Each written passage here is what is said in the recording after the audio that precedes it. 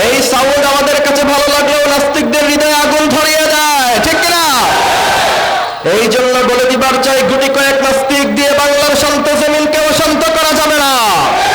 এটা শাহজালালের জমিন, শাহ মাখদুমের জমিন। এখতিয়ার উদ্দিন মোহাম্মদ বিন বখতিয়ার খলজি দেশে কালেমার পতাকা উদ্দিন করেছেন। কোন দাদা বাবুদের ভয়ে 1 ইঞ্চি পরিমাণ মাটি ছেড়ে দেব না, দেব না, দেব না।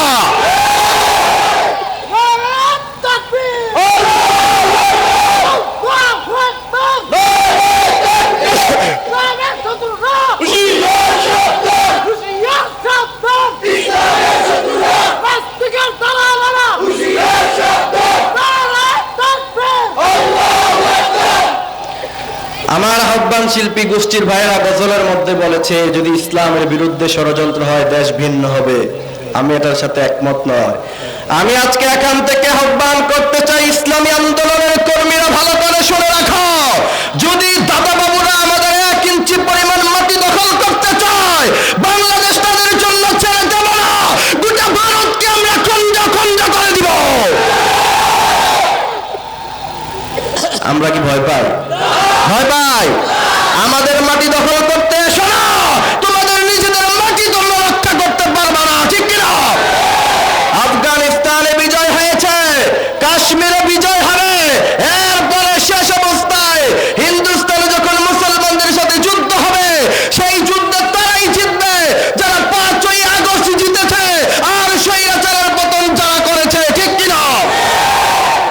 ভয় পান আপনারা? ভয় পান? ভয় পান? লিল্লাহি তাকবীর। ইসলামী আন্দোলনের কর্মীদেরকে এরা কি মনে করছে? গত বছর ফটিকছড়িতে আসলাম, আসার পর আমি বললাম, ভাই ইসলামী আন্দোলন করতে কলিজা লাগে, ছাত্র শিবির করতে কলিজা লাগে, ঠিক কিনা?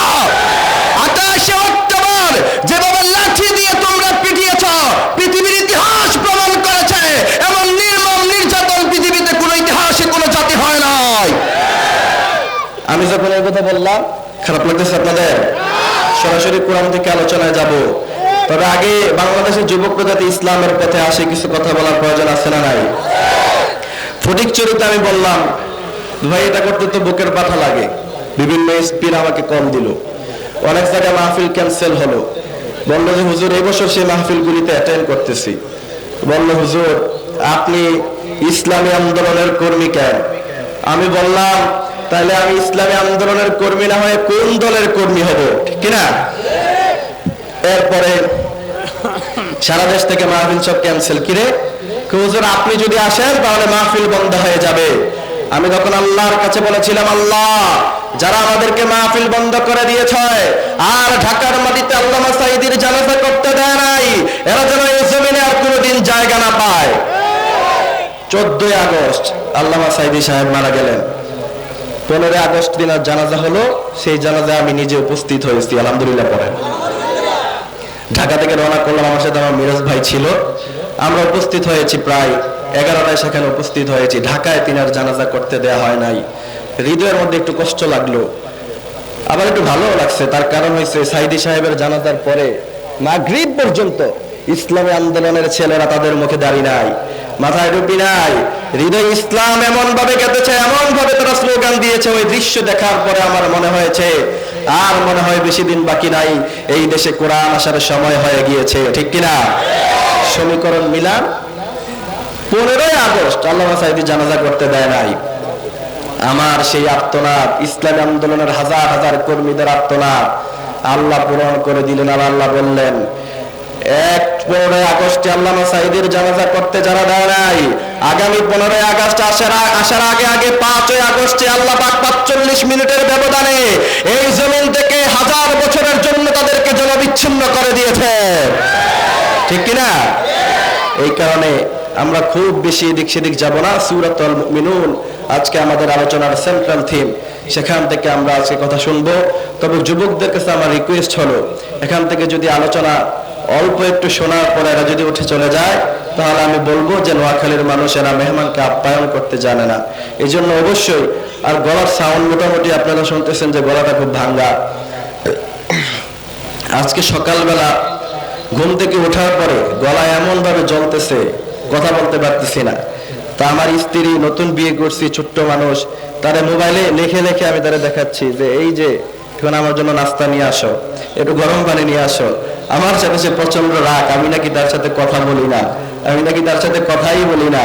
তা আমি পরে তারে বললাম যে প্রতিদিন কথা বলি, গলাটা এমন ভাঙ্গা, গলাটা জ্বলতেছে অলরেডি, কথা বলতে অনেক কষ্ট হইতেছে। আপনার এই যে হাত থেকে শুরু করে পায়ের নিচ পর্যন্ত পুরো শরীর ব্যথা করতেছে। আজকে আমাদের তানবীর ভাইয়ের গাড়িতে আমি চলি, সারাদিন ঘুম থেকে উঠতে পারে নাই। কমিটি বারবার কল দিতেছে, হুজুর আপনি কোথায় আছেন? কমিটির একটু মনে কষ্ট পাওয়াটা স্বাভাবিক ছিল, মাহফিলের অ্যারেঞ্জমেন্ট করতে গেলে অনেক কষ্ট হয়, এই আয়োজন অনেক বাধা বিপত্তি পার হয়ে তারপরে মাহফিলটা করতে হয়, এজন্য অনেক কষ্ট হয়েছে তাদের। আমি আপনাদের কাছে দুঃখ প্রকাশ করছি, আই এম সরি, আমার মিস্টেক হয়ে গিয়েছে, আর আগে আসা উচিত ছিল। কিন্তু শরীরের যে কন্ডিশন, আগামীকালকে বগুড়া, তারপরে হচ্ছে আপনার নীলফামারী, অনেক ডিস্টেন্সে মাহফিলগুলি হয়, সুতরাং শরীরের অবস্থা প্রচন্ড খারাপ। আপনার পাম্পে আমাদেরকে উজু করতে হয়, উজু করার জায়গা নাই, ইস্তেঞ্জা করার জায়গা নাই। যদি কখনো পাম্প দেখি, সেখানে পাম্পের মধ্যে গাড়ি থামিয়ে তারপরে হচ্ছে আপনার উজু ইস্তেঞ্জা করতে হয়। সামনে কোনো হোটেল দেখলে সেখানে খেতে হয়, আর সারা রাত্র গাড়িতে ঘুমিয়ে থাকতে হয়। এত কষ্ট করার পরেও আমি যদি যুবকদের কাছে 1 ঘন্টা চাই, আপনারা দিবেন তো ইনশাআল্লাহ? আরো জোরে বলেন ইনশাআল্লাহ। বলেন তো আমরা একখানা কিতাব থেকে কথা শুনবো, এই কিতাবের নাম কি? আরো জোরে চিৎকার মেরে বলতে হবে কি? আমার সাথে রেসপন্স করতে হবে, যতক্ষণ রেসপন্স করবেন ততক্ষণ আলোচনা করবো ইনশাআল্লাহ। এই কোরআন থেকে আলোচনা শোনার প্রয়োজন আছে না নাই? যুবকদের খুব কষ্ট হইতেছে, গার্লফ্রেন্ডকে সময় দিতে হবে, এই সমস্ত হারাম রিলেশনশিপের সাথে আমাদের কোনো সম্পর্ক। যুবকদেরকে অ্যাড্রেস করে একটা কথা বলি, সেটা সব মাহফিলে বলি, আমার রিকোয়েস্ট হলো তোমরা আমাকে এত বেশি ভালোবাসো, আমার কথা এত বেশি বলো। এই দেশে বাংলাদেশে যুবকদের সবচেয়ে প্রিয় বর্তমানে যার অবস্থান যুবকদের হৃদয়ে, তিনি হচ্ছেন ডক্টর মিজানুর রহমান আল আজহারী, ঠিক কিনা? ওনাকে 5 বছর এই জালেম প্রেসিডেন্ট বাংলাদেশ থেকে বিতাড়িত করেছিল, ঠিক কিনা? আমি গত বছরে বলেছিলাম সময় এমন আসবে, লক্ষ লক্ষ জনতা ঢাকার এয়ারপোর্টে দিনকে স্লোগান দিয়ে বরণ করবে, তোমাদেরকে সেদিন খুঁজে পাওয়া যাবে না। আজকে তা আল্লাহ পাক হারে হারে প্রমাণ করে দিয়েছে। সুতরাং যুবকদেরকে বলি, তোমাদের বয়স যাদের 20 হয়েছে, 25 হয়েছে, এখন তোমাদের বিবেক কাজ করে না, তোমাদের কাজ করে হচ্ছে আবেগ, ঠিক কিনা? এই আবেগ দিয়ে যারা জীবন নষ্ট করে দিয়েছে, বয়স 18 থেকে 25 পর্যন্ত জীবনটা যদি গঠন করতে না পারো, লাইফটাকে যদি এস্টাবলিশ করতে না পারো, অবশ্যই যার জন্য জীবন নষ্ট করেছ সে তোমাকে আজীবনের জন্য ছেকা দিয়ে দেখা করে চলে যাবে, ঠিক কিনা? I am not insulting any girl. তবে তোমার যদি ক্যারিয়ার না থাকে, সম্পদ না থাকে, এখন আপনি বলবেন যে গরিব মানুষের কাছে বিয়ে দাও, হাদিস কোরআনে সব আছে, এটা ঠিক। কিন্তু আজকে মাহফিলের স্টেজে যারা বসা আছে সম্মানিত মানুষ জিজ্ঞেস করেন যে তোমার কাছে ভাই আমার যদি ক্যারিয়ার না থাকে আমার মেয়ে আপনি বিয়ে দিবেন কিনা, এক কথা উত্তর দিয়ে দিবে যে দিব না, ঠিক কিনা? কারণ সরকারি চাকরি আছে যেখানে, সুন্দরী মেয়ের বাবারা সেখানে আছে না নাই? এই জন্য লাইফটাকে গুছাও, তুমি তোমার ক্যারিয়ারটাকে গঠন করো। কষ্ট পাইতেছেন আপনারা? যুবকদের জায়গায় গিয়ে তো হিট করতে হবে, ঠিক কিনা? তবে কোরআন থেকে আলোচনা করব, সূরাতুল মুমিনুনের প্রথম 10 আয়াতে কারিমা সম্পূর্ণ তাফসীর আমি যতটুকু বুঝেছি, আল্লাহ চাইলে ততটুকু আপনাদেরকে বুঝিয়ে যাব। একটু ধৈর্য ধরেন, একটু সবর করেন। তো যুবকদেরকে বলতে চাই, বয়স 25 অবধি জীবনটাকে গঠন করো। আর যদি এমন না হয় তাহলে বাংলাদেশে তো তোমরা দেখেইছো, বাংলাদেশের সুন্দরী মেয়েরা দিনদার চরিত্রবান ছেলের চাইতে টাকলা টাকাওয়ালাকে বেশি পছন্দ করা শুরু করে দিয়েছে। I am not insulting any girl, কাউকে আমি খারাপ বলছি না, কাউকে বলছি না, কোনো মেয়েকে আমি খারাপ বলছি না, কিন্তু যেটা রিয়ালিটি সেটা বলার প্রয়োজন আছে না নাই? তিশাকে চিনো?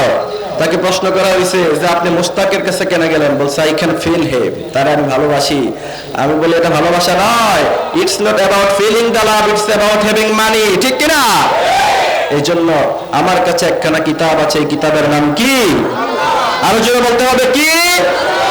প্রত্যেকে কথা বলবো, একজন আমরা চুপ থাকবো না। আমি যদি প্রতিদিন 1.5-2 ঘন্টা অনর্গল কথা বলতে পারি, আপনারা একদিন একটু কথা বললে এমন কি হয়ে যাবে? আপনাদের কাছে আবদার, শেষ পর্যন্ত প্রত্যেকে আমার সাথে গলার সর্বোচ্চ আওয়াজ ছেড়ে দিয়ে ইনশাল্লাহ কথা বলবেন।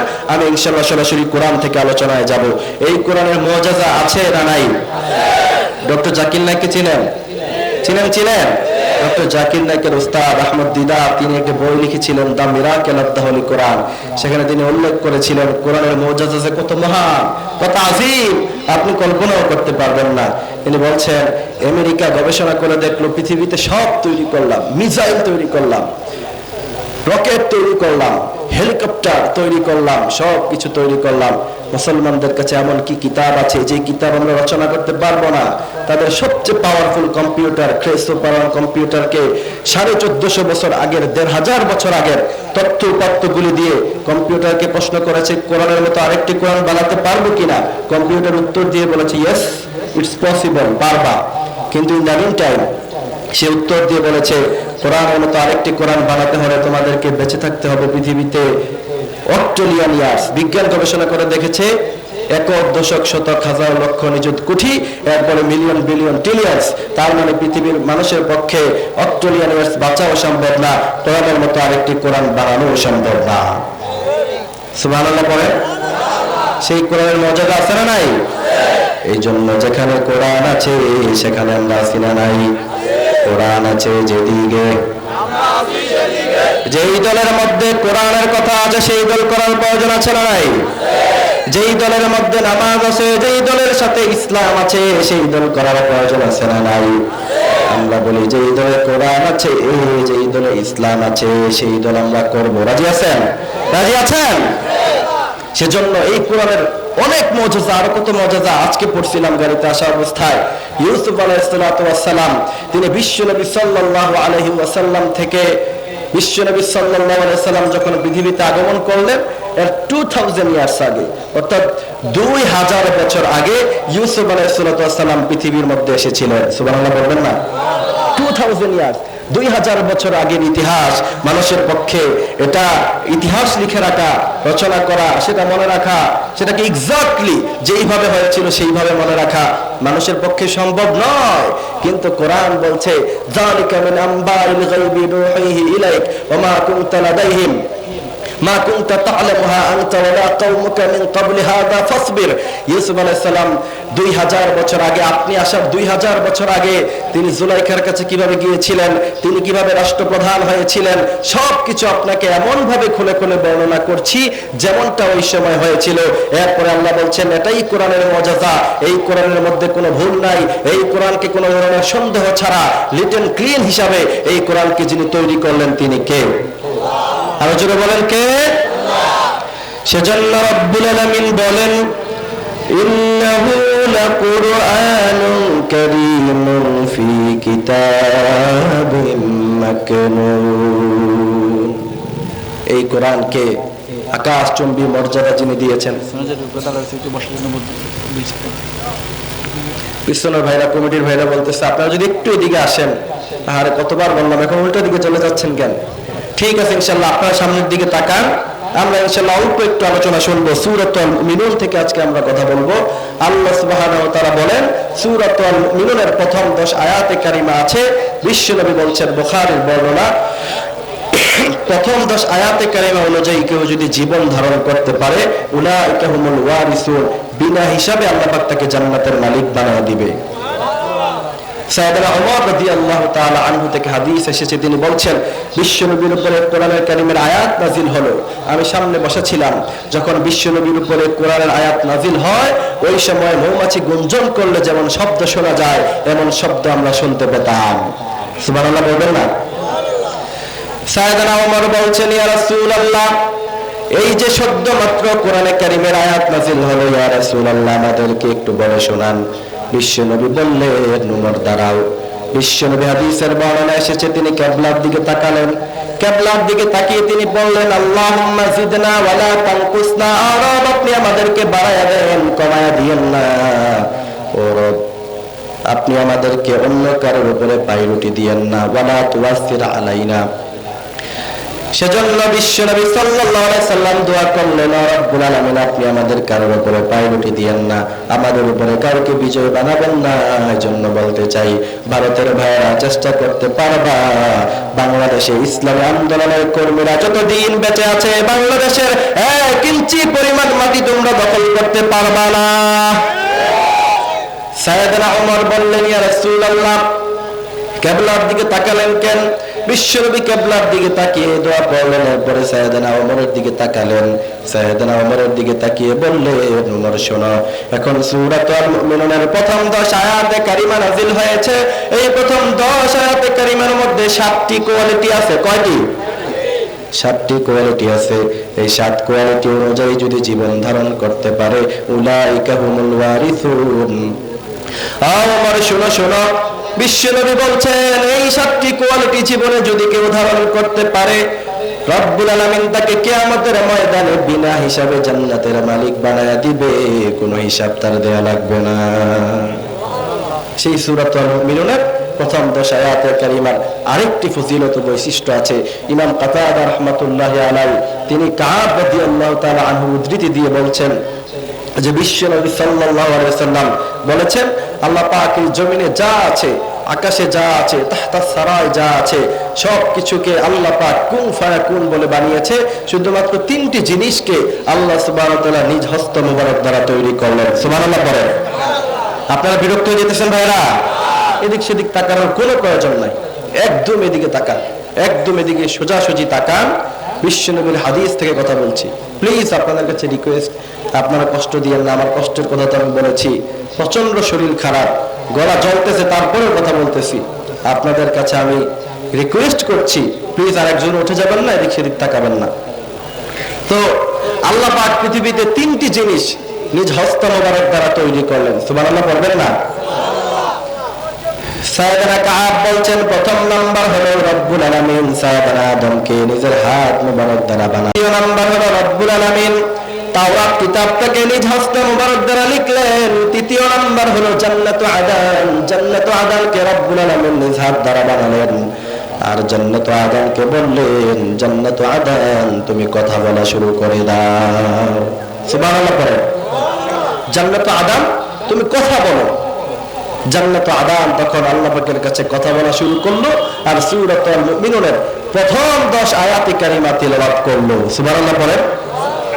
জান্নাত আদান বোঝাতে চাইলো সূরাতুল মুমিনুনের প্রথম 10 আয়াত অনুযায়ী যদি কেউ জীবন ধারণ করতে পারে, আল্লাহ পাক উলাইকা হুমুল ওয়ারিসুন বিনা হিসাবে তাকে জান্নাত আদানের মালিক বানায়া দিবে। আর জোরে বলেন সুবহানাল্লাহ। এজন্য আসেন এক একটি গুণের কথা আমরা শুনবো, 7টি গুণের কথা শুনে এরপর ইনশাআল্লাহ আমরা এখান থেকে যাব। একটি কোয়ালিটি যদি মানতে পারি, আজকের এই মাহফিলকে সফল করে দিবেন যিনি, তিনি কে? রব্বুল আলামিন বলেন, قد أفلح المؤمنون الذين هم في صلاتهم خاشعون। সফল কাম হয়েছে তারা খুশু খুজুর সাথে নামাজগুলি আদায় করেছে যারা। 1 নম্বর কোয়ালিটি কি? 1 নম্বর বৈশিষ্ট্য কি? খুশু এবং খুজুর সাথে নামাজগুলি আদায় করবেন। বিশ্বনবী বলছেন, বুখারীর বর্ণনা, খুশু খুজুর সাথে নামাজ কাকে বলে? বিশ্বনবী মসজিদে নববীর মধ্যে নামাজ পড়লেন, ডান দিকে এক সাহাবী দাঁড়িয়ে নামাজ পড়ছেন। বিশ্বনবী বলছেন, ও সাহাবা, তোমার নামাজ হয় নাই, তুমি আমার কাছে আসো, তুমি আবার নামাজ পড়ো। ওই সাহাবী আসলেন, আবারও তিনি নামাজ পড়লেন। বিশ্বনবী বললেন, সাহাবা, তোমার নামাজ হয় নাই, তুমি আবার পড়ো। বিশ্বনবীর ওই সাহাবী এরপরে আবার নামাজ পড়লেন, এমন করে 3 বার হলো। বিশ্বনবী সাল্লাল্লাহু আলাইহি ওয়াসাল্লামের কাছে ওই সাহাবী বললেন, ইয়া রাসূলুল্লাহ, এর চাইতে ভালো করে নামাজ আমি আর পড়তে পারি না, আপনি আমাকে একটু নামাজ শিখায়া দেন। বিশ্বনবী তখন বললেন, ও সাহাবা শোনো, সাল্লু কামা রাআইতুমুনি উসাল্লি, আমাকে যেমন ভাবে তোমরা নামাজ পড়তে দেখো, তোমরাও ঠিক এমন ভাবে নামাজ পড়ো। বিশ্বনবী যখন নামাজের মধ্যে দাঁড়াতেন, আগে প্রথম দিক দিয়ে আকাশের দিকে মাঝে মধ্যে তাকাতেন। বিশ্বনবীর সাহাবারাও মাঝে মধ্যে আকাশের দিকে তাকাতেন। মুফাসসিররা বললেন, যখন এই কোরআনের প্রথম আয়াত নাযিল হলো সূরাতুল মুমিনুনের, আল্লাযীনা হুম ফি সালাতিহিম খাশিউন,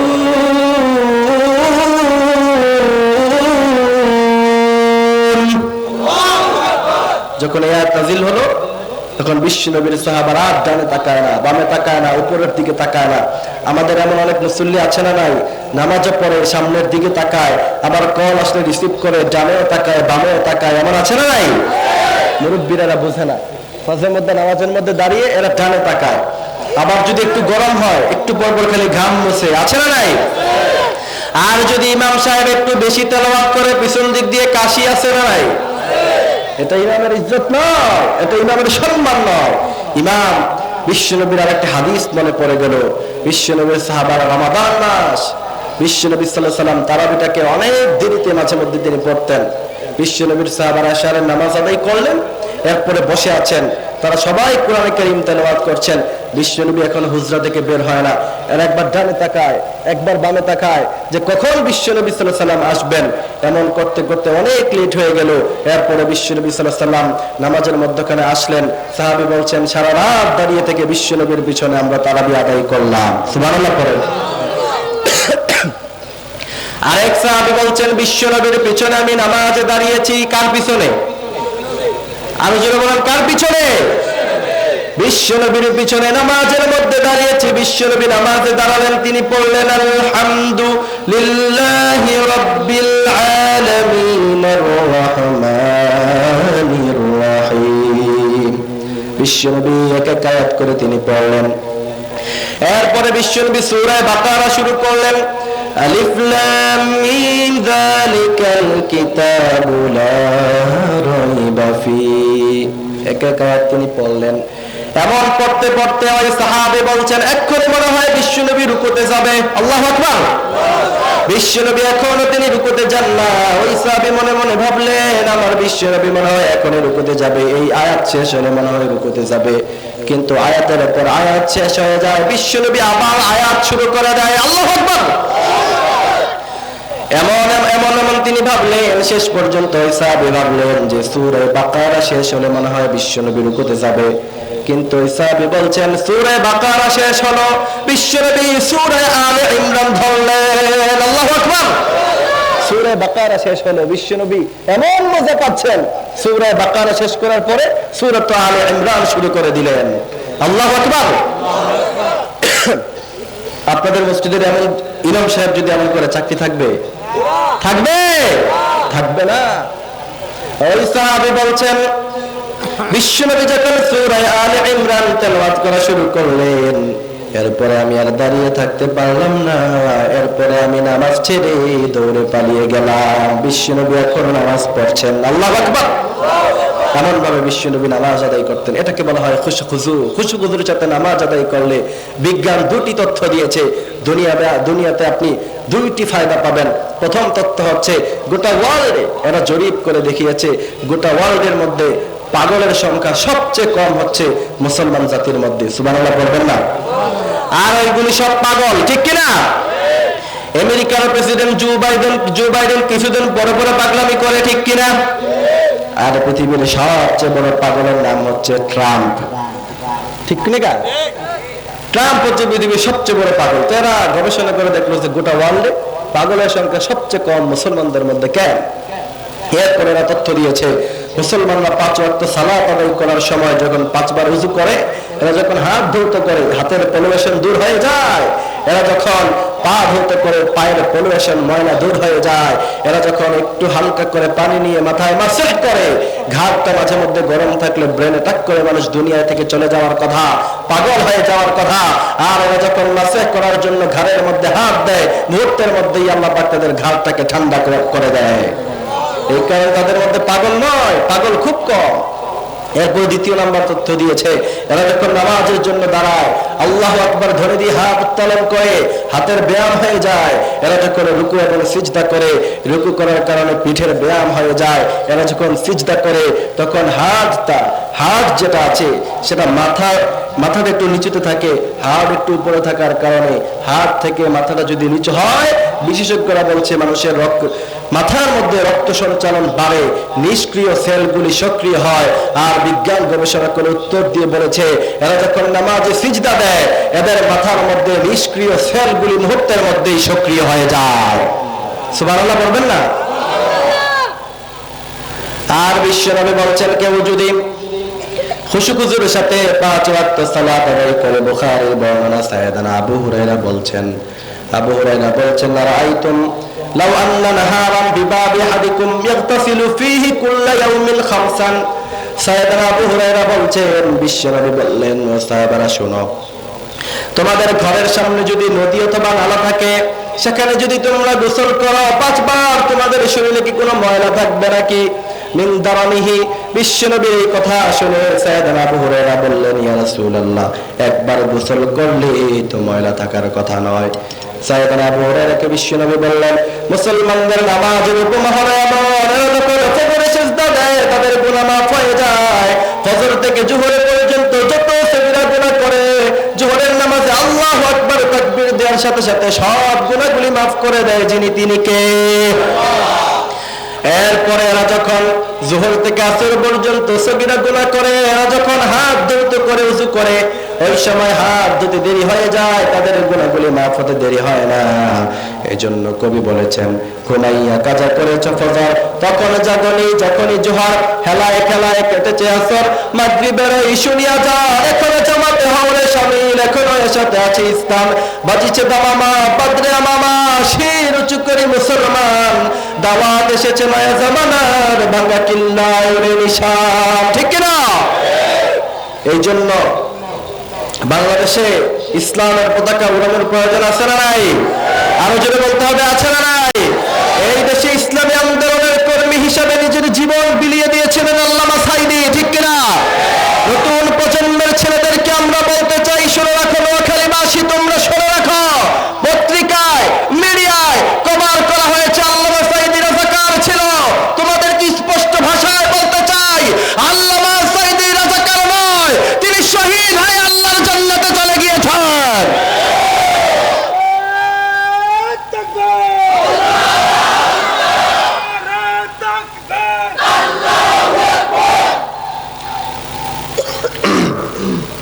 আল্লামা সাঈদীকে রাজাকার বলা হয়েছে, পত্রিকায় হয় নাই? আসিফ নজরুল সাংবাদিক ইলিয়াস নতুন করে বের করছে, এটাই সর্বপ্রথম আল্লামা সাঈদীকে রাজাকার বলেছিল। ঠিক কিনা? এরা মনে করেছিল 13 বছর জেলখানায় বন্দী রাখলে আল্লামা সাঈদীকে যেন বিচ্ছিন্ন করা যাবে, কিন্তু আল্লামা সাঈদীর জানাজায় প্রমাণ হয়েছে আল্লামা সাঈদী 13 বছর জেলখানায় থেকে তিনি যেন বিচ্ছিন্ন হয় নাই, তোমাদের জালেমদেরকে আজীবনের জন্য যেন বিচ্ছিন্ন করে দিয়েছে। এই জন্য ভয় পান আপনারা? ভয় পান? এই জন্য বলতে চাই, যেখানে ইসলাম আছে সেখানে আমরা থাকবো ইনশাআল্লাহ। এই জন্য 7টি কোয়ালিটির মধ্য থেকে প্রথম কোয়ালিটির কথা বললাম।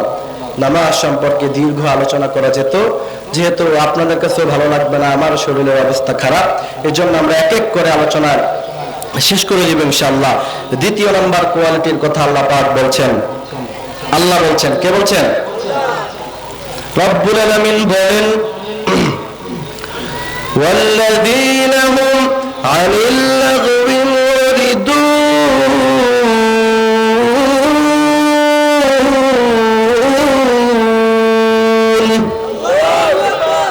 এই কথা কার? ওয়াল্লাযীনা হুম আনিল লাগবি মুরিদুন। আল্লাহু আকবার। অনর্থক কথাবার্তা যারা বলে না, অনর্থক কথাবার্তার সাথে যাদের সম্পর্ক নাই, আল্লাহ বলছেন কাদ, তারা অলরেডি সফলকাম, অলরেডি ডান। আল্লাহ বাকি শব্দ ইউজ করে বুঝিয়েছেন যারা অলরেডি জান্নাতে চলে গিয়েছে। তো যুবকেরা মাঝে মধ্যে সেহরি খাওয়ার পরে দেখে না, প্রথম সেহরি ডান আছে না নাই? প্রথম তারাবি পড়ার পরে ফেসবুকে স্ট্যাটাস দেয়, প্রথম তারাবি ডান, তার মানে এটা অলরেডি ডান, অলরেডি হয়ে গিয়েছে। এখানে যারা আলেম ওলামারা আছেন তিনারা জানেন কদ শব্দ মাজির জন্য ব্যবহার হয়, অর্থাৎ যেটা অতীতে হয়ে গিয়েছে সেখানে আল্লাহ পাক কদ শব্দ ব্যবহার করেন। এই জন্য আল্লাহ সুবহানাহু ওয়া তাআলা বুঝিয়েছেন 7টি কোয়ালিটি যার মধ্যে আছে অলরেডি সে জান্নাতের মালিক, শুধুমাত্র মরে না তাই সে জান্নাতে যায় না। সুবহানাল্লাহ বলবেন না? দ্বিতীয় নাম্বার গুণ, ওয়াল্লাযীনা হুম আনিল লাগবি মুরিদুন, সে অর্থক কথাবার্তা বলে না, সে এই কথা বলে না আমরা করোনার চেয়ে শক্তিশালী। ঠিক কিনা? আচ্ছা, এটা কোনো কথা হলো? করোনার চেয়ে শক্তিশালী আমার মানুষ হয়, যেখানে আমেরিকা তাদের হাজার হাজার মানুষদেরকে বাঁচাতে পারে নাই, জাপান পারে নাই, চায়নাতে দিনে হাজার হাজার মানুষ করোনা আক্রান্ত হয়ে মারা গেছে, আর বাংলাদেশের সাধারণ গ্রামগঞ্জের মানুষগুলি ভ্যাকসিন দেয় নাই, এরা ঠিক মতো 3 ফিট দূরেও থাকে নাই। এদেরকে আল্লাহ পাক সুস্থ সবল যিনি রেখেছেন তিনি কে? আরো জোরে বলতে হবে কে? এই জন্য যারা বলে যে আমরা করোনার চাইতে বেশি শক্তিশালী। আমি বলতে চাই তোমরা অনর্থক কথাবার্তা বলো, আমরা অনর্থক কথাবার্তা বলি না, আমরা বলি সব সময় একজনের কথা, তিনি কে? এই জন্য অনর্থক কথাবার্তা বলবো না। এশারের সালাতের পরে মুরব্বীরা চায়ের হোস্টেলে আড্ডা দেয়, দেয় কি দেয় না? অবাস্তব বলছি? আর ছেলেরা গ্রুপ চ্যাটিং করে, গ্রুপ চ্যাটিং আছে না নাই? কলেজে স্কুলে ক্লাস 10 পড়ে ওই মেয়ের হাতেও অ্যান্ড্রয়েড সেট আছে না নাই? এবার ছেলে এবং মেয়ে মিলে গ্রুপ চ্যাটিং করে, সেখানে একজন আরেকজনকে দুস্থ বলে। পৃথিবীর ইতিহাসে আমি কখনো শুনি নাই ছেলেরা মেয়েদের বন্ধু হতে পারে, ঠিক কিনা? আজকে ওয়েস্টার্ন কালচার বাংলাদেশের মধ্যে যারা ঢুকিয়ে দিয়েছে, তো এখন এশারের নামাজের পরে গ্রুপ চিটিং করার মুরব্বীরা থাকে চায়ের হোস্টেলে, রাত বেজে যায় 12টা 1টা 2টা, এখনো পর্যন্ত চোখে ঘুম নাই, ঠিক কিনা? এরা হচ্ছে অনর্থক কথাবার্তা বলে যারা এই সমস্ত কাজগুলি করে। বিশ্বনবী বলছেন কেউ যদি এশারের সালাত জামাতে আদায় করে, এরপরে যদি আবার ফজরের সালাত জামাতে আদায় করে, সারা রাত সে ঘুমিয়ে থাকলো, কিন্তু সারা রাত ঘুমিয়ে থাকার পরেও দাঁড়িয়ে দাঁড়িয়ে নামাজ আদায় করলে যেই পরিমাণ সওয়াব হয়, ওই পরিমাণ সওয়াব আল্লাহ পাক তার আমল নামায় দিয়ে দিবে। এজন্য এশারের নামাজের পরে ঘুমিয়ে যাবেন। আবার বিশ্বনবী বলছেন মান সাল্লাল বারদাইন দাখালাল জান্নাহ, দুই ওয়াক্ত নামাজ যারা কন্টিনিউয়াসলি পড়বে, বিশ্বনবী সাল্লাল্লাহু আলাইহি সাল্লাম বললেন দাখালাল জান্নাহ, তারা সোজাসুজি আল্লাহর জান্নাতে চলে গিয়েছে। কেউ কেউ বলেছেন এটা আসরের নামাজ আর ফজরের নামাজ, আবার কেউ কেউ বলেছেন এটা ফজরের নামাজ এবং এশার নামাজ।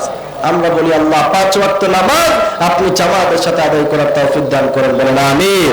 এজন্য দ্বিতীয় নাম্বার গুণ, অনর্থক কথাবার্তা আমরা বলবো না। আমাদের বক্তৃতায় আমরা শুধু আউল ফাউল কথা আমরা বলে সময় নষ্ট করবো না, যেখানে আমরা এমন দল করব যেই দলের নেতারা কোরআন দিয়ে রেফারেন্স দিয়ে কথা বলে, ঠিক কিনা?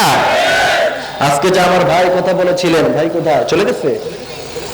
দেখলাম খুব কোরআনে কারিমের সুন্দর সুন্দর রেফারেন্স দিয়ে কথা বলছে। আমি বলতে চাই এমন মানুষদের কাছে যদি বাংলাদেশের মাটি দিয়ে দেওয়া হয়, তাহলে আগামী দিনে কোনো মানুষ বাংলাদেশে না খেয়ে মরবে না, ঠিক কিনা? এক পারমাণবিক আপনার জায়গা থেকে, পাবনা থেকে 49,000 কোটি টাকা নিয়ে বিদেশে পালিয়ে যাবে না, ঠিক কিনা? রাস্তাঘাটে সিএনজি ধরে ধরে ট্যাক্স নেওয়া হবে না, ঠিক কিনা? এই জন্য আজকে নোয়াখালীবাসীকে বলতে চাই, আগামী দিনের দেশ আপনারা ইসলামী আন্দোলনের কাছে দিয়ে দেন, ঠিক কিনা? কষ্ট পেতেছেন? কষ্ট পাচ্ছেন? এই জন্য প্রিয় ভাইরা আমার, তৃতীয় নম্বর গুণ, এক একটি গুণের কথা বলে খুব সংক্ষিপ্ত সময় আমি আলোচনা শেষ করে দিব ইনশাআল্লাহ। তৃতীয় নম্বর হচ্ছে আল্লাহ পাক বলছেন ওয়াল্লাযীনা হুম লিয-যাকাতি ফাঈলুন। এইখানে মুফাসসিররা ইমাম ইবনে হাজার আসকালানী রাহমাতুল্লাহি আলাইহি তিনি বলেছেন লিয-যাকাত শব্দ দ্বারা দুইটি জিনিস উদ্দেশ্য। প্রথম হচ্ছে আপনার জীবনটা সুন্দর হোক, আপনি মানুষের সাথে হাসি দিয়ে কথা বললেন, মুসলমানদের আখলাক, হৃদয় বড়, এটা পরিচয় দিবে, এটা হচ্ছে মুসলমানদের বৈশিষ্ট্য, ঠিক কিনা? লিয-যাকাত মানে হলো মুসলমানদের হৃদয়টা উদার থাকবে। এরা অন্য দেশে মুসলমানদের মসজিদ ভেঙে গুড়িয়ে দিলে পরে আমার মন্দির গুড়িয়ে দিবে না, ঠিক কিনা? এজন্য আজকে গোটা পৃথিবীকে বলতে চাই, মিডিয়ায় হাইলাইট হওয়ার প্রয়োজন। যখন ভারতের দাদাবাবুরা আমাদের মসজিদ ভেঙে গুড়িয়ে দিয়েছে, তখন বাংলাদেশের যুবক ছেলেরা, ইসলামী আন্দোলনের কর্মীরা মন্দিরগুলি না ভেঙে মন্দির তারা পাহারা দিয়েছে, ঠিক কিনা? এই জন্য আজহারি ভাই বলেছিলেন যারা সাম্প্রদায়িক কথা তাদের থেকে শুনলে আমার হাসি পায়, যারা মানুষের মসজিদগুলি ভেঙে গুড়িয়ে দেয়, ঠিক কিনা? এই জন্য আমাদের আখলাকটা সুন্দর হবে। রাস্তায় যদি কেউ প্রশ্ন করে যে এই দিকটা কোথায়, ডান দিক আপনি দেখিয়ে দিবেন। আপনি যদি রাস্তার মধ্যখানে একটা ময়লা পড়ে আছে, সেটা যদি আপনি উঠিয়ে নেন, বিশ্বনবী বলছেন এটাও সাদাকার সওয়াব হয়ে যাবে। আপনি যদি হাসি দিয়ে কারোর সাথে কথা বলেন, বিশ্বনবী বলেছেন কানাত লাহু সাদাকা, ওই ব্যক্তিকে সাদাকা করলে যেই পরিমাণ সওয়াব হতো, ওই ব্যক্তির সাথে হাসি দিয়ে কথা বললে সেই পরিমাণ সওয়াব হয়ে যায়। এই জন্য লিয-যাকাতি ফাঈলুন, মুসলমানদের হৃদয় বড় উদার থাকবে, মুসলমানদের হৃদয়ে ভালোবাসা থাকবে, মুসলমানদের হসনে আখলাক থাকবে। এরপরে আল্লাহ পাক চতুর্থ নম্বর গুণের কথা বলছেন ওয়াল্লাযীনা হুম লিফুরুজিহিম হাফিজুন। লজ্জা স্থানটাকে তোমরা হেফাজত করবা, সেটা করার প্রয়োজন আছে না নাই? লজ্জা স্থানকে যারা হেফাজত করে না, সূরা নূরের মধ্যে আল্লাহ পাক সে আয়াত বলছেন, আল্লাহ বলছেন তুমি যদি যুবক বিয়ের আগে 4 ঘাটের পানি খেয়ে আসো, অবশ্যই অবশ্যই তোমার স্ত্রী 14 ঘাটের পানি খেয়ে তোমার কাছে আসবে, ঠিক কিনা? এই জন্য 14 ফেব্রুয়ারিতে এই সমস্ত পার্কের মধ্যে কুচিকের নামে ক্লাস বন্ধ করে দেওয়া উচিত, ঠিক না? 14 ফেব্রুয়ারি এই সমস্ত ভালোবাসা দিবস নামে বেহায়া দিবসের সাথে আমাদের কোনো সম্পর্ক। এজন্য লজ্জাস্থানের হেফাজত করবা। অনেক কথা বলে যেতে হবে, বলছি না, ইল্লা আলা আজওয়াজিহিম আও মা মালাকাত। এইখানে আল্লাহ পাক বলছেন ভালোবাসা যা দিবা সব হচ্ছে স্ত্রীর জন্য। সুবহানাল্লাহ পড়েন। স্ত্রীর দিকে তাকালে সওয়াব হয়, তার হাত ধরলে সওয়াব হয়, তার কপালে চুমু দিলে সওয়াব দিয়ে দেয় যিনি, তিনি কে? আল্লাহ বলছেন তুমি তো লজ্জাস্থানের হেফাজত করবা, কিন্তু তুমি একটা টাইমে আসবা, তুমি একটা সময় আসবা যখন তোমার কাছে আর একলা একলা ভাল লাগবে না, ঠিক কিনা? একলা মনে কষ্ট আছে না নাই? তখন তোমার কাছে মনে হবে যে আরেকজন হলে আমার কাছে ভালো হয়। আল্লাহ বলেছেন সেই ব্যবস্থা করে রেখেছি, ইল্লা আলা আজওয়াজিহিম। স্ত্রীকে যত বেশি ভালোবাসবা তত বেশি সওয়াব দিয়ে দিবে যিনি, তিনি কে?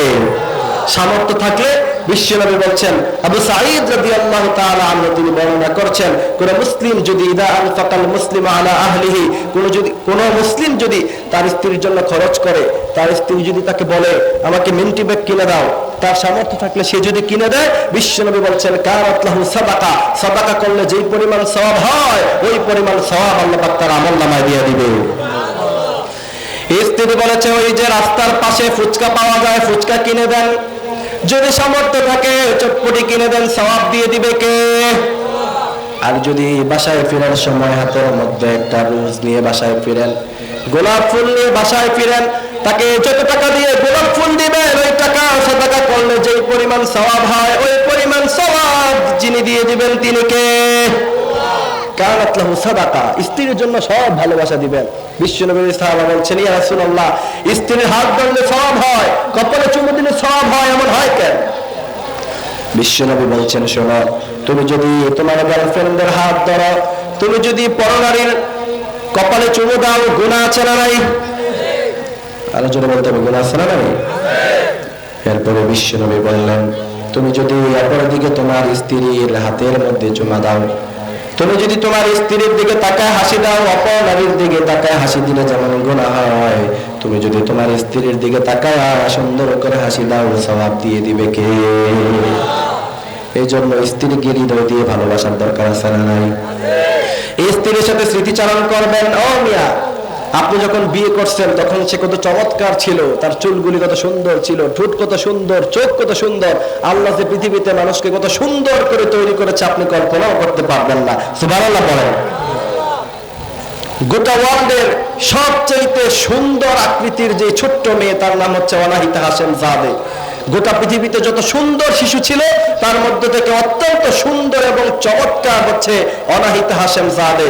গবেষকরা বলছে তার নীল চোখ, তার গালের মধ্যে যেই টুল পরে, এই সব কিছু মিলিয়ে সে এত বেশি সুন্দর এবং চমৎকার হয়েছে, গবেষকরা গোটা পৃথিবীতে সবচেয়ে বেশি সুন্দর হিসাবে তাকে উপমা দিয়েছে এবং ঘোষণা দিয়েছে। সুবহানাল্লাহ বলবেন না? এই যে অনাহিতা হাশেম জাদে, তার চোখটা নীল, তার গালের মধ্যে টুল পরা, গবেষকরা বলছে গোটা পৃথিবীতে সবচেয়ে সুন্দর শিশু হচ্ছে সে। আমি বলতে চাই মা লা আইনুন রাআত ওয়ালা উযুনুন সামিআত ওয়ালা খাতারা আলা কলবি বাশার। আল্লাহ যে জান্নাতে কত সুন্দর হুর রেখেছে, বিশ্বনবী বলছেন তা মানুষের কল্পনায় ধরে না। অনাহিতা হাশেম জাদে যদি এত সুন্দর হয়, জান্নাতের হুরগুলি যেন কত সুন্দর, ঠিক কি না? জান্নাতের মধ্যে আল্লাহ পাক বলছেন জান্নাতের যারা স্ত্রীকে ভালোবাসবে, পরনারীতে যারা আসক্ত নয়, আল্লাহ বলছেন তাদেরকে জান্নাতে এমন হুর দিব, হুরুন আইন কামসালিল উলুল মাকনুন। কার কথা? রব্বুল আলামিন বলেন হুরুন আইনুন কামসালিল উলুল মাকনুন।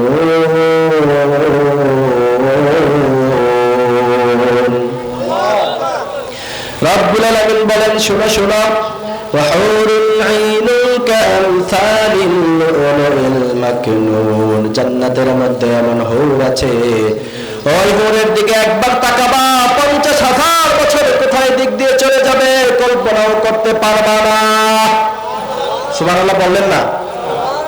তোমার গার্লফ্রেন্ডের দিকে তোমার কতক্ষণ তাকাতে মন চায়, তার হাত ধরে কতক্ষণ তোমার হাঁটতে মন চায়, তার দিকে তাকালে মাঝে মধ্যে তোমার ভালো লাগে, মাঝে মধ্যে আবার বলে তোর চেয়ে খারাপ আর কেউ নাই, ঠিক কিনা? যখন ব্রেকআপ হয় তখন সব ভালোবাসা উধাও হয়ে যায়, কিন্তু জান্নাতের হুরেরা এমন নয়। জান্নাতের হুরদেরকে আপনি যদি বলবেন তুমি ডানে যাও, তারা ডানে যাবে।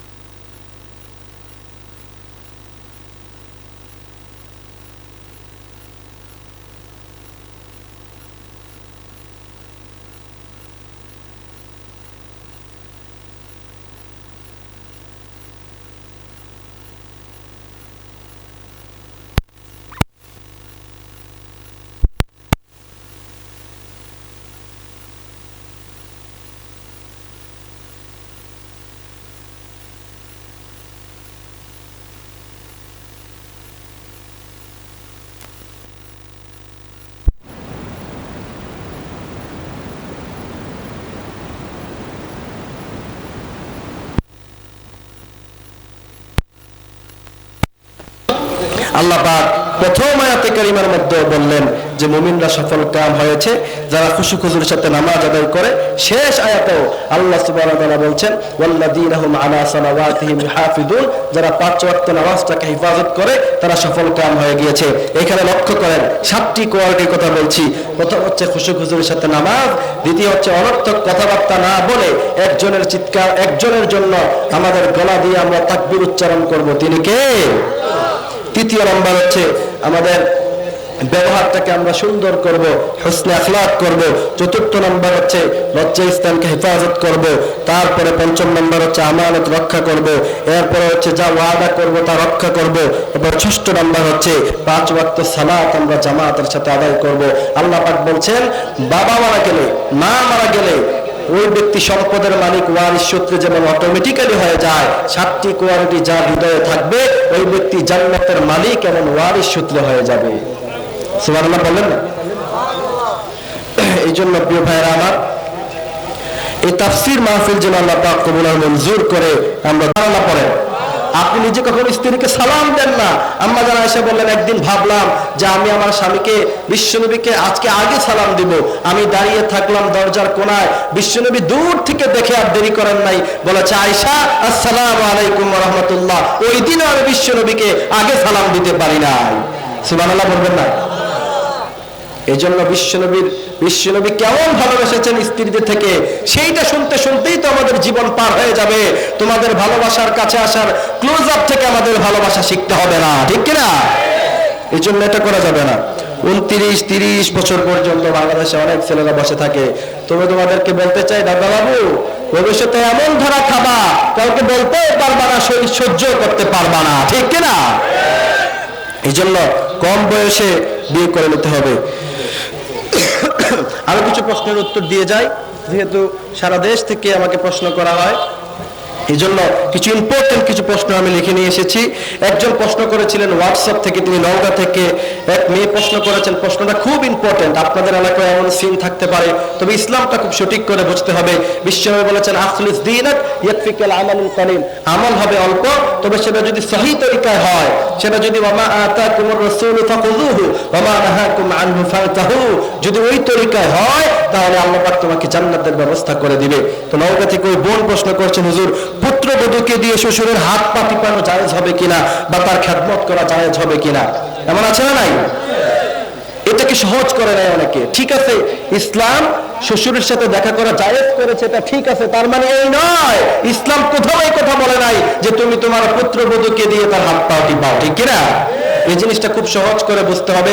এইখানে আমাদের সমাজের একটু খেয়াল করেন, অনেক যুবক ছেলেরা বুঝতেছে না, মা বাবার প্রতি তার অকৃত্রিম ভালোবাসা থাকুক, কিন্তু স্ত্রীর যে হক, সেই হক আদায় করার প্রয়োজন আছে না নাই?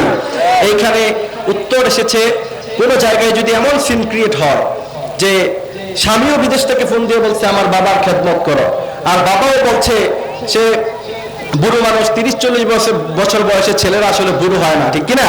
তো এমন বয়স তার, এখন যদি ওই পুত্রবধূকে জোর করা হয় এবং যদি বলা হয় যে না তুমি আমার খেদমত করতে গিয়ে তুমি আমার হাত পা টিপে দিতে হবে, এই সমস্ত ম্যাসাজ করে দিতে হবে, যেটা ওয়েস্টার্ন কালচারে চলে, সেটার ব্যাপারে মাসালা এসেছে।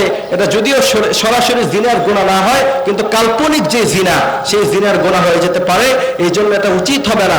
তবে এমন যদি হয় যে ওই ব্যক্তির বয়স 70+ হয়ে গিয়েছে, তার শরীরে আর কোনো তেজি নাই, এমন যদি কোনো ব্যক্তি হয়, তাহলে অবশ্যই এমন খেদমত করা যাবে। কিন্তু যদি অন্য কোনো রাস্তা থাকে, অন্য কোনো যদি সিস্টেম থাকে, তাহলে অবশ্যই কখনো পুত্রবধূকে দিয়ে হাত পা টিপানো যাবে না, কারণ ইসলাম কখনো এমন অসুন্দর জিনিসকে ইসলাম সাপোর্ট করে না।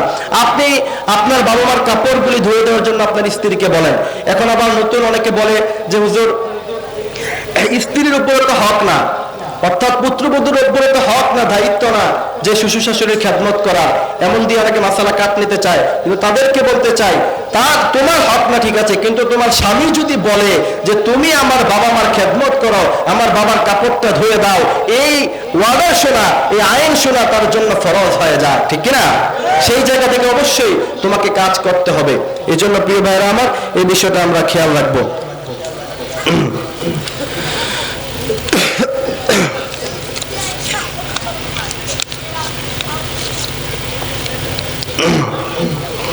একজন একটা খুব কঠিন প্রশ্ন করছে, একটা মেয়ে, আমার কাছে এটা একটা আশ্চর্য মনে হয়েছে, এই জন্য আমি প্রশ্নের উত্তরটা এখান থেকে দিতে চাই, যেহেতু মিডিয়ায় কভার হয়, আমার পেজে আলোচনায় যায়, সেটা সারা বাংলাদেশের মানুষকে শোনা উচিত। এত আশ্চর্যজনক একটা প্রশ্ন এসেছে। একজন প্রশ্ন করেছে, হুজুর আপনি কল্পনা করতে পারবেন না, সে বলছে হুজুর আমার মা পরকিয়া করে, ছেলের সাথে, এক যুবকের সাথে পরকিয়া করে, তার পরকিয়া টিকানোর জন্য সে আমাকে তার কাছে বিয়ে দিয়ে দিয়েছে। নাউজুবিল্লাহ পড়বেন না? মানে ওই বোন বলছে আমার মা পরকিয়া করে এক ছেলের সাথে, এক যুবকের সাথে, কিন্তু তার পরকিয়া যাতে লং টাইম টিকে, এই জন্য সে আমাকে 13 বছর বয়সে ওই যুবকের কাছে আমাকে বিয়ে দিয়ে দিয়েছে। কিন্তু আমি এখনো পর্যন্ত দেখতে পাই যে আমার মা এবং ওই ছেলে, অর্থাৎ আমার স্বামী, তাদের মধ্যখানে এখনো পর্যন্ত সম্পর্ক আছে।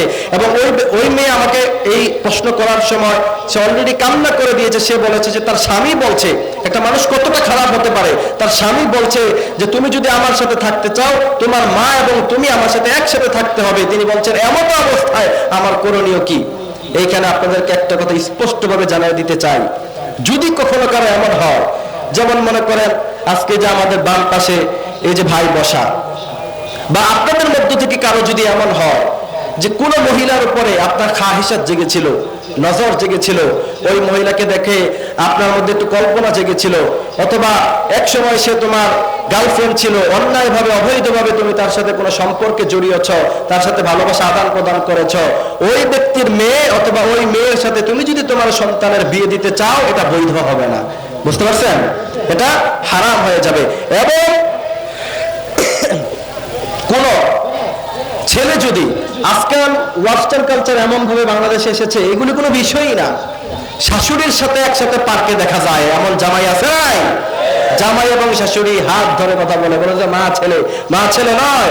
যদি এমন হয় ভুল ক্রমে কারো জীবনে হয়ে গিয়েছে, ভুল হতেই পারে, মানুষ যে কত বড় ধরনের ভুল করে আপনি তো কল্পনাও করতে পারবেন না। দেখতে ভালো সুন্দর, তার মধ্যে এত ভুল আছে। কোন ছেলে যদি তার স্ত্রীকে রেখে তার শাশুড়ির উপরে কুনজর দেয় অথবা তার হাতটা ধরে খায় হিসাবের সাথে, অবশ্যই মাসআলা বলছে সাথে সাথে তার স্ত্রী তালাক হয়ে যাবে। বুঝতে পারছেন? এখানে ওই স্ত্রী থাকবে না, ওই স্ত্রীর সাথে আপনি সম্পর্ক রাখতে পারবেন না।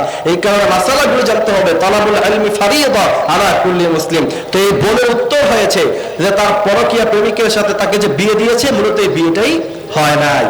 এখানে তাকে নতুন করে অন্য কারোর সাথে বিয়ে বসতে হবে।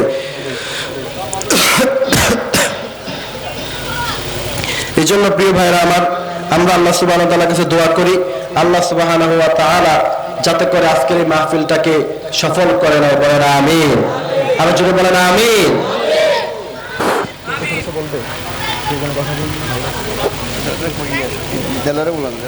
কমিটির ভাইরা কই? কমিটির ভাইদেরকে ডাকেন।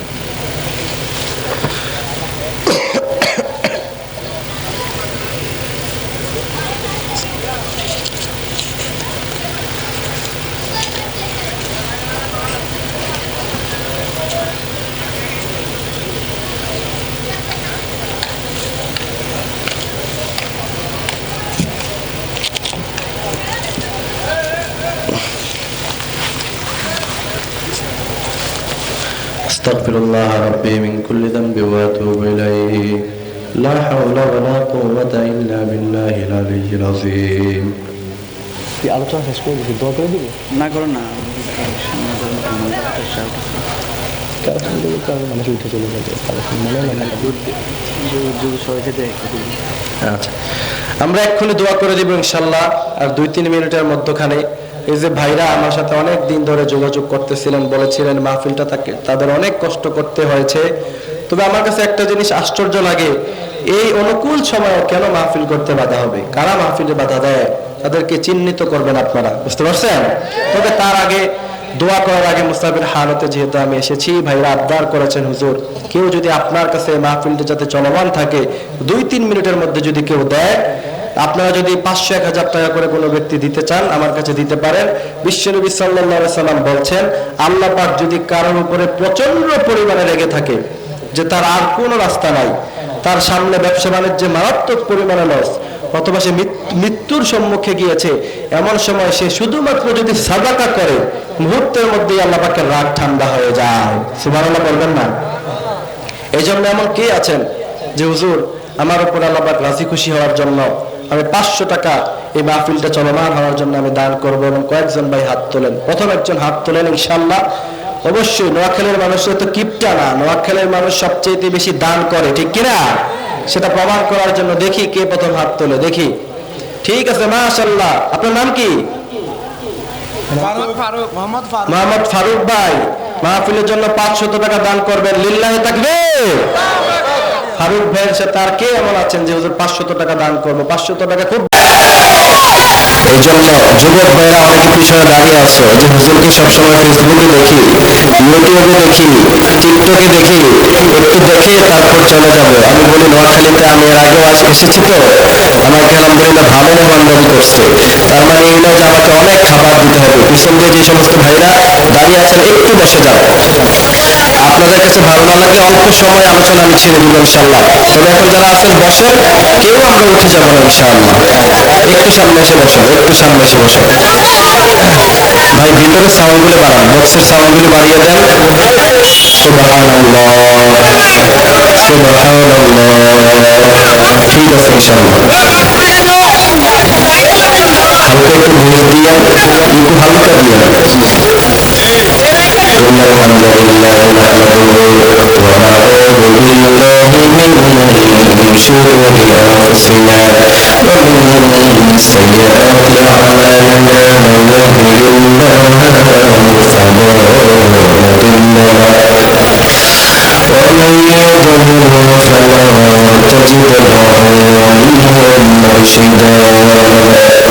نشهد أن لا إله إلا الله وحده لا شريك له والذي لا ضد له ولا ند له لا مثل له ولا مثيل له لا وزير له ولا كفيل له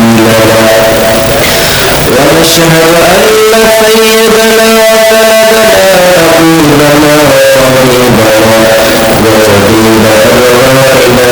بشيرا ونذيرا محمدا عبده ورسوله أرسله بالحق بشيرا ونذيرا وداعيا إلى الله بإذنه وسراجا منيرا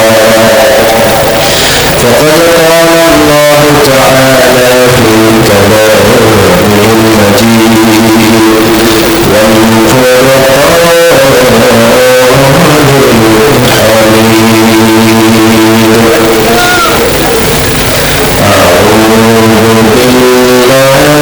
وملائكته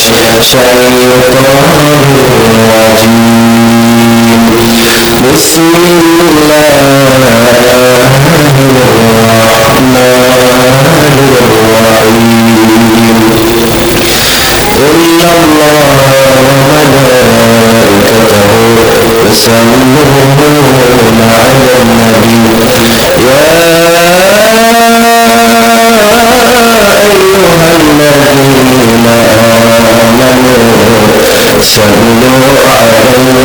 آمنوا صلوا عليه وسلموا تسليما اللهم صل على وعلى آله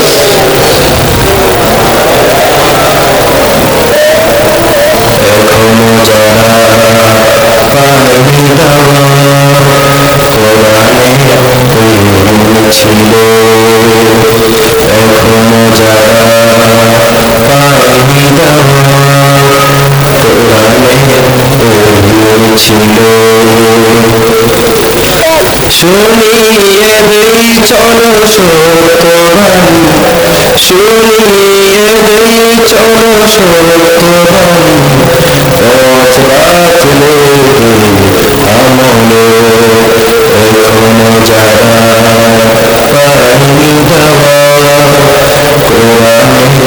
কোরআনে পড়েছিল। বলুন তো সমস্ত প্রশংসা একমাত্র মালিককে। আমরা যে জমিনে বসে আছি সে জমিন কার? মাহফিলে আসার সময় প্রশংসা হবে কার? পিছনে ভাইরা কথা বলে না কেন? মাহফিল থেকে যাওয়ার সময় প্রশংসা হবে কার? মানুষের ঘর ভাঙার সময় আল্লাহ প্রশংসা করে মানুষের ঘর ভাঙা যাবে? কোন নবী আলাইহিস সালাম মানুষের ঘর ভেঙেছেন ভাঙার সাথে, অবরোধের সাথে, মানুষকে কষ্ট দিয়ে পুড়িয়ে দেওয়ার সাথে ইসলামের কোন সম্পর্ক? নোয়াখালীতে এর আগে অনেকবার এসেছি, আলহামদুলিল্লাহ। নোয়াখালীতে আজকে আসার পরেই দেখলাম যে 50%-এরও বেশি যুবক আজকের ময়দানে উপস্থিত হয়ে পড়েছে, আলহামদুলিল্লাহ। সেজন্য যেহেতু অনেক লং টাইম আলোচনা করবো না, আপনারা অধৈর্য হয়ে পড়বেন। আলোচনা শুরুর দিকে দুইটি প্যাটার্নে তাকবীর দিয়ে, দুইটি সিস্টেমে তাকবীর দিয়ে আজকে আমরা আমাদের আলোচনার মূল যে আলোচনা সেন্ট্রাল থিম, সেখানে আমরা চলে যাবো ইনশাআল্লাহ। আপনারা কষ্ট পেয়েছেন? যুবকরা কষ্ট পেয়েছ? ঠিক আছে ইনশাআল্লাহ। তাহলে সর্বপ্রথম বিবাহিত কারা কারা আছেন একটু হাত তুলে দেখান তো। ঠিক আছে, মাশাআল্লাহ, হাত নামান। বিবাহিতদের সংখ্যা মোটামুটি আজকে কম আছে, অবিবাহিতদের সংখ্যাই বেশি। তো যুবকরা বিয়ে করার জন্য খুব লাফালাফি করো না। আমিও এখন অবিবাহিতদের পালা, খেলা হবে হবে হবে। লিল্লাহি তাকবীর।